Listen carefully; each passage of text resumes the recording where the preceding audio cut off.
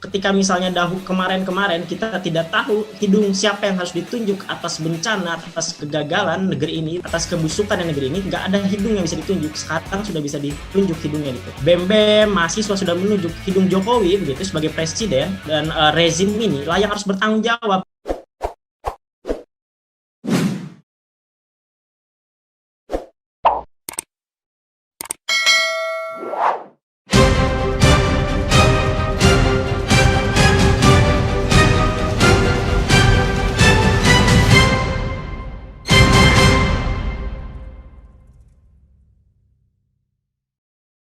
Oke, baik. Mungkin saya ulang ya. Assalamualaikum warahmatullahi wabarakatuh semuanya.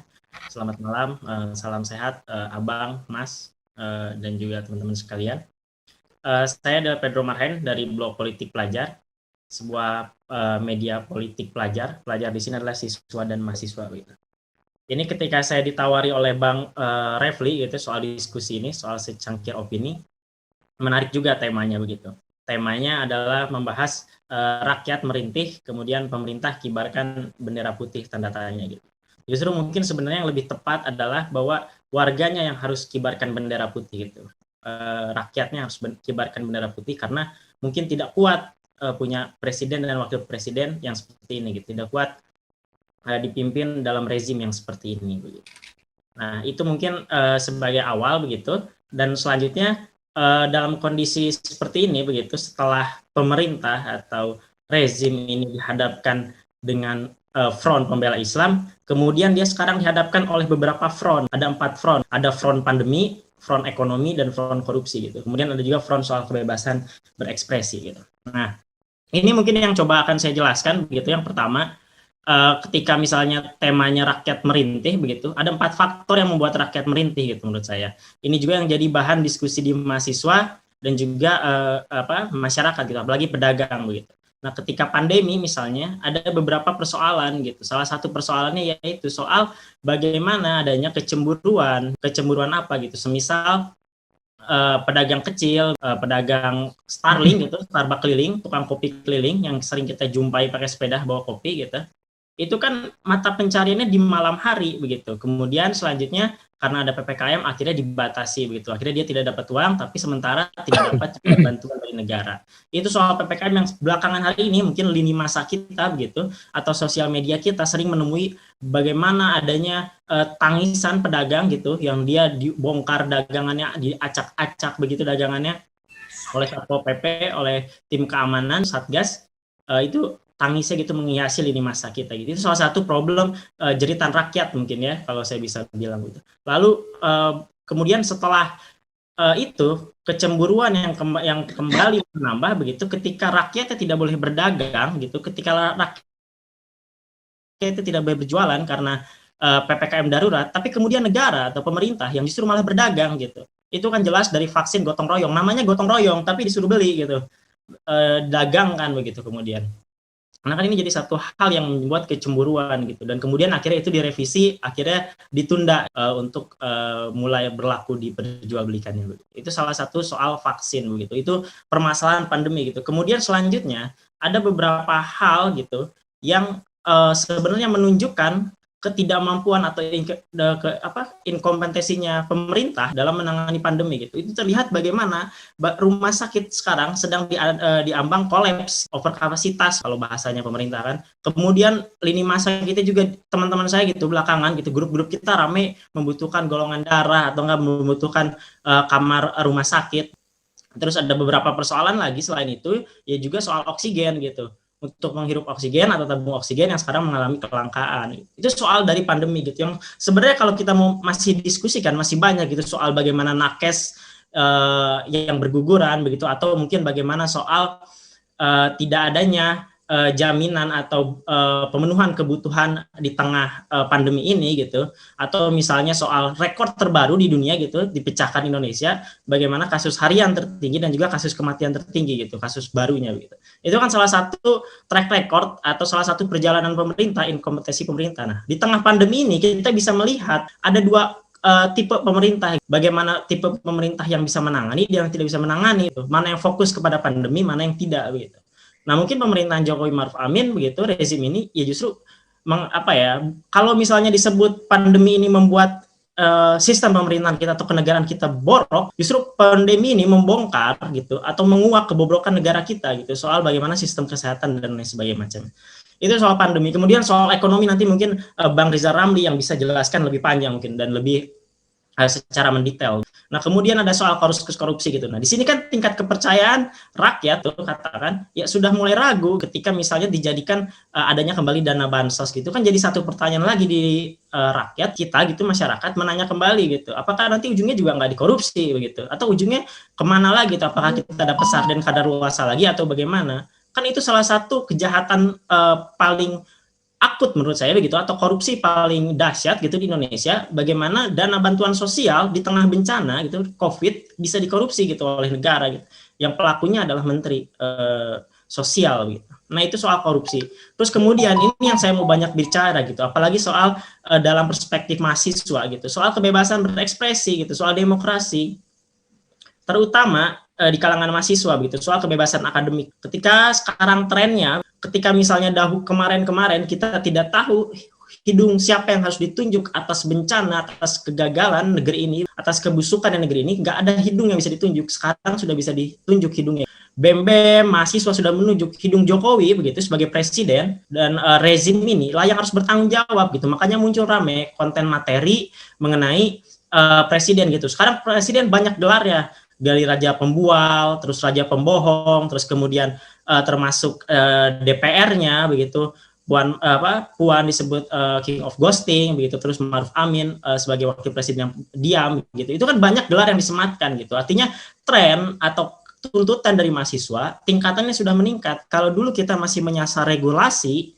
kita masih menyerang undang-undang A, undang-undang B, menolak undang-undang A, undang-undang B. Sekarang kita menyasarnya sudah kepada presiden dan wakil presiden. Kita sematkan gelar-gelar yang harusnya itu menjadi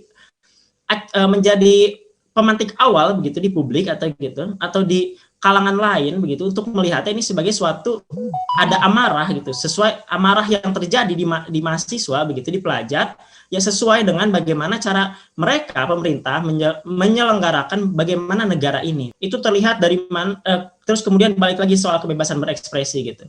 Ketika kritik dilakukan gitu, BEM ramai menyematkan gelar begitu kepada presiden yang ada ujungnya justru dipanggil oleh rektor begitu, seperti yang terjadi di BEM UI dipanggil oleh rektor. Terus kemudian yang terjadi di BEM UNES juga sama, dipanggil oleh pihak kampus gitu untuk mengklarifikasi postingan. Nah, tren ini, Pedro, apakah Anda pernah dipanggil juga oleh pihak? Kalau saya sejauh ini belum pernah, Bang. Mungkin karena saya tidak membawa embel-embel atau nama kampus ya, karena saya bergerak dalam ranah blok politik pelajar. Tapi ada dosen yang menghubungi atau apa, tapi ya sekedar menanyakan saja, dan menurut saya itu tidak menjadi persoalan juga begitu.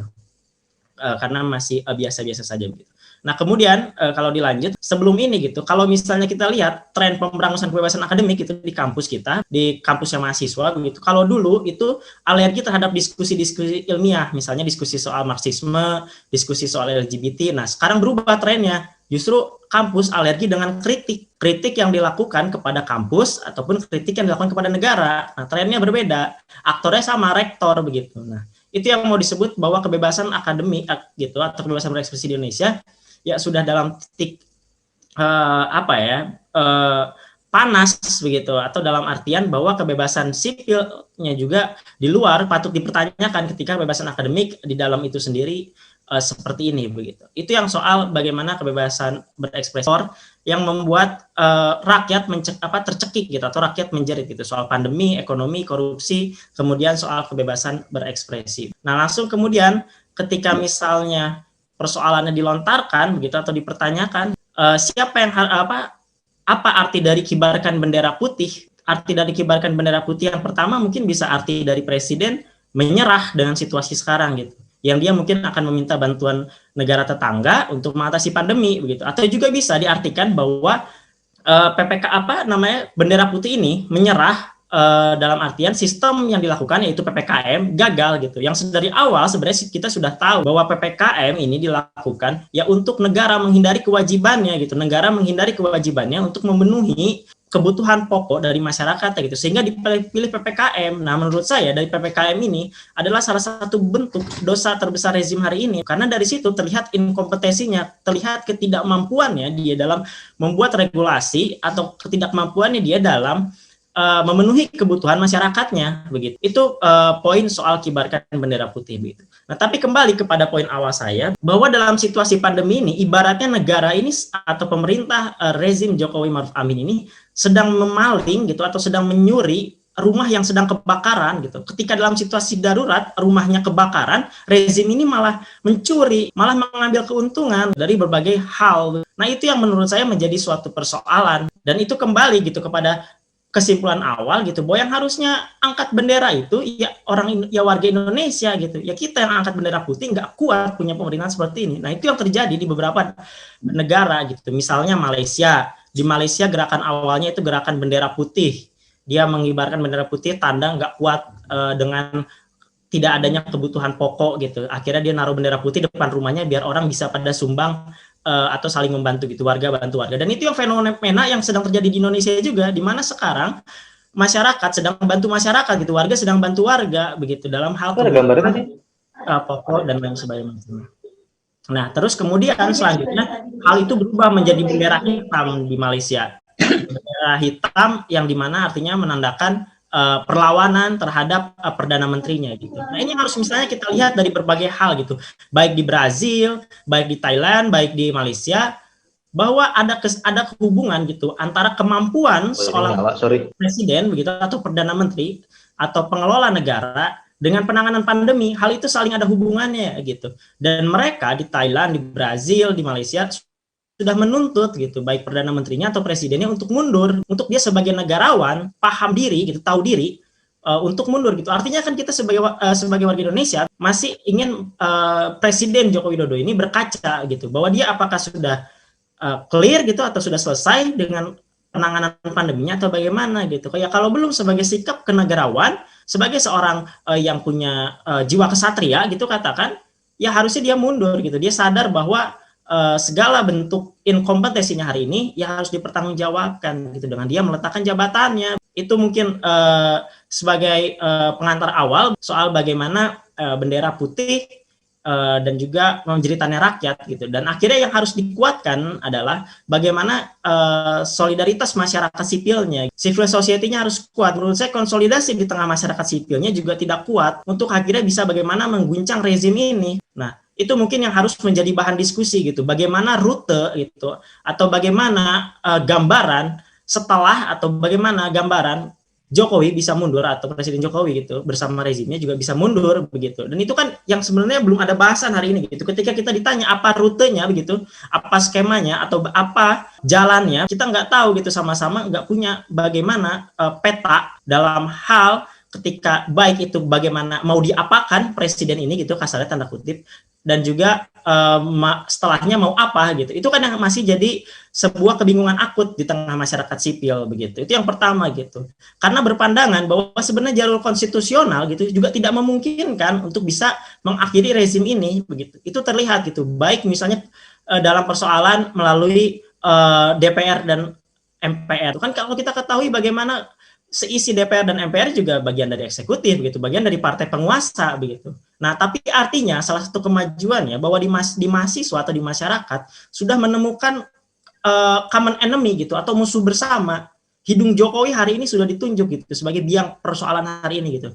Nah, menurut saya itu yang harus tetap gitu atau dinaikkan tingkatan eskalasinya begitu, karena di masyarakat sendiri gitu ketika Blok Politik Pelajar mengadakan sebuah aksi borong dagangan PKL yang akan dirazia begitu, jeritan atau suara-suara dari masyarakat yang kita sempat wawancari atau sekedar ngobrol sebentar gitu, ya dia bilang gitu, ya bang kapanlah cepet-cepet mundur gitu, atau bang kapanlah cepet-cepet selesai Jokowi gitu.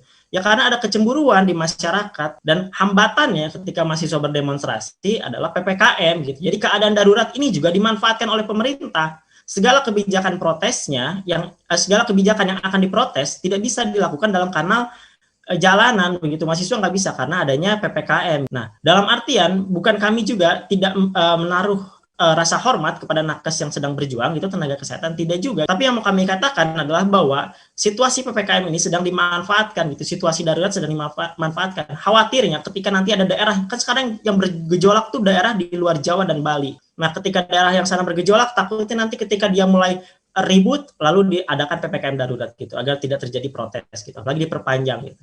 Nah, itu mungkin apa ya, sebagai pengantar gitu, sebagai awal bahwa sebenarnya yang harus kibarkan bendera putih ya masyarakat itu sendiri gitu. Warga itu sendiri yang harus kibarkan bendera putih. Itu mungkin Bang Refli. Ya mungkin singkat aja dari saya karena udah banyak perspektif juga gitu dari tadi. Tapi mungkin kesimpulan saya ini sedikit frame-nya bahwa kesimpulan yang dibentuk dari frame ketidakpercayaan kepada segala mekanisme kenegaraan yang hadir gitu, yang sudah menjadi alat rezim sekarang begitu.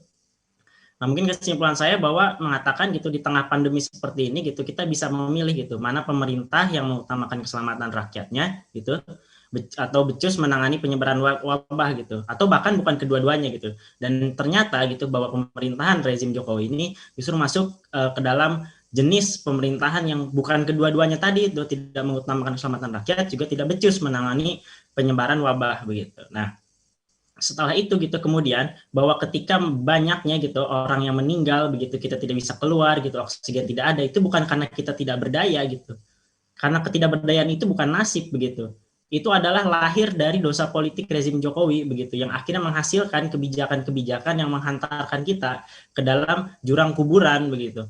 Nah, itu sebenarnya bukan nasib, tapi itu lahir dari dosa politik gitu. Nah, oleh karenanya begini, normalisasi kesewenang-wenangan yang terjadi begitu, perampokan, pengabaian terhadap nyawa manusia gitu, dan inkompetensi pemerintah begitu, hanya pantas dijawab dengan normalisasi pembangkangan dari warganya gitu. Nah, makanya tadi saya sepakat gitu bahwa ke dalam kesimpulan awal saya gitu, bahwa yang harusnya membentangkan bendera putih yaitu warganya gitu. Nah, itu mungkin jadi sekaligus apa yang diserukan tadi oleh Bang Effendi begitu, itu juga sekaligus menjadi pembantah bahwa survei yang dilakukan mengenai kepuasan terhadap pemerintah gitu itu tidak benar begitu. Nah, itu terlihat nanti dari seruan begitu. Makanya saya menyerukan gitu kepada warga Indonesia, pelajar, mahasiswa begitu, untuk membentangkan di depan rumahnya bendera putih gitu sebagai bentuk protes gitu, bentuk pembangkangan terkecil yang bisa dilakukan selama ini gitu, sedekat ini gitu, membentangkan bendera putih sebagai bentuk protes gitu, dan juga mengatakan bahwa apa yang tadi disebut oleh Bang Rocky gitu, bahwa rezim ini sudah tidak berguna begitu. Nah, mungkin bendera putih mengatakan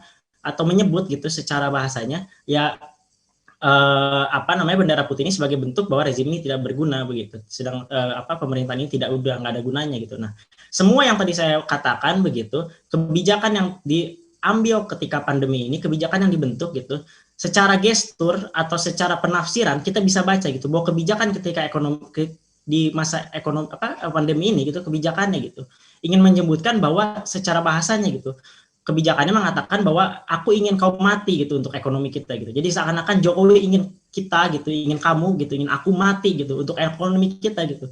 Yang justru malah ekonominya nyungsep gitu. Malah bisa diartikan juga bahwa kebijakan ini aku gitu, pemerintah ingin kau mati, ingin kamu mati, ingin aku mati gitu ya untuk ekonomi pribadi gitu. Mungkin bisa dikatakan begitu karena ekonomi kita nyungsep gitu. Nah, itu mungkin closing dari saya Bang Refli. Terima kasih.